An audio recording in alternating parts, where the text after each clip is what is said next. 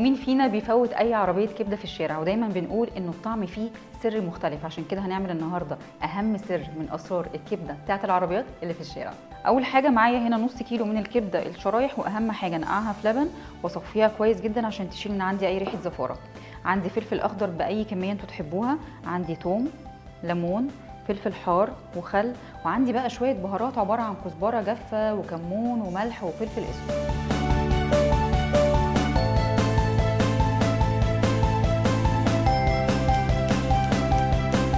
عندي هنا شويه زيت كده حلوين عندي في الطاسه، ولازم اخلي الطاسه تسخن بحراره عاليه جدا علشان اول ما انزل الكبده تاخد شك معانا.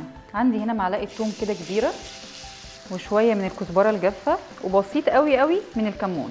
اول لما التوم عندي يلون بسرعه كده وريحته تطلع، ابتدي انزل بالكبده على طول واوزعها عندي في الجريل بتاعي عشان تاخد صدمه ويتغير لونها بسرعه. اول ما احس ان اللون بتاعها اتغير معايا بالشكل ده كده، ابتدي بقى اقلب.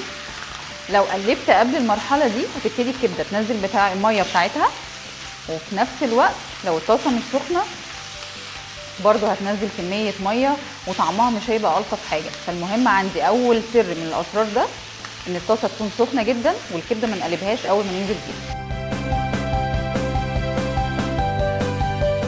اول ما اتاكدت ان الكبده عندي بالشكل ده واتشوحت كويس جدا، ابتدي كده انزل عندي هنا بحوالي نص كوبايه من الميه لحد الكبده بتاعتي ما تتشرب شويه الميه. تعالوا بقى اقول لكم على اهم سر في الوصفه دي. عندي هنا حوالي 3 عصير ليمونات، ومعلقه كبيره من الثوم، وعندي ربع كوبايه تقريبا كده من الخل. وده بقى السر الرهيب اللي هيخليكم تحسوا ان انتوا بتاكلوا الكبده من على احسن عربيه في الشارع. بعد ما الكبده عندي هنا اتشربت بالشكل ده، بس في نفس الوقت هي مش ناشفه، هي جوسي، هنزل عندي هنا بفلفل حار وفلفل بارد اي كميه انا حباها، وهقلب كل ده مع بعض. ومش محتاجه خالص انه الفلفل عندي يدبل، انا عايزه احس بالقرمشه بتاعه الفلفل وطعمه. نيجي بقى لشويه البهارات بتاعتنا اللي هتحلي الطعم. شويه كزبره جافه تاني زي ما ضفنا في الاول، بس شويه حلوين كده. شويه كمون بقى هزودهم شويه، وما زودتهمش ليه في الاول علشان ما يبقاش عندي مرار في الكبده. وهنا الملح بتاعي، وكمان شويه من الفلفل الاسود. نيجي هنا بقى للخلطه اللي احنا عملناها كده بنطفي بيها الكبده، وبسيبها بالظبط لمده دقيقه واحده بس على النار، وبعد كده هنقدمها.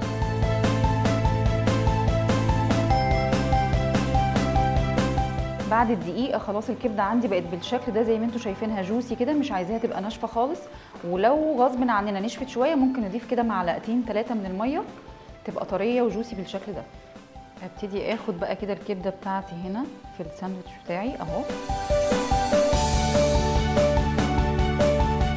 واخد بقى هنا كده عندي شويه كده من الطحينه اللي هي عباره عن نص كوبايه من الطحينه عليها ربع كوبايه من الميه، عصير ليمون، وعندي شويه خل، سنه ثوم، ملح وفلفل وكمون.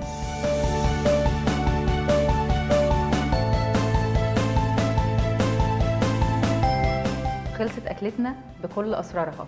يعني انسوا بقى انه اي عربيه كبده تشدكم هتعملوها في البيت وانتوا واثقين، وطعمه مميز جدا وبكل اسرار. اشوفكم في حلقه جديده وصفه جديده. باي باي.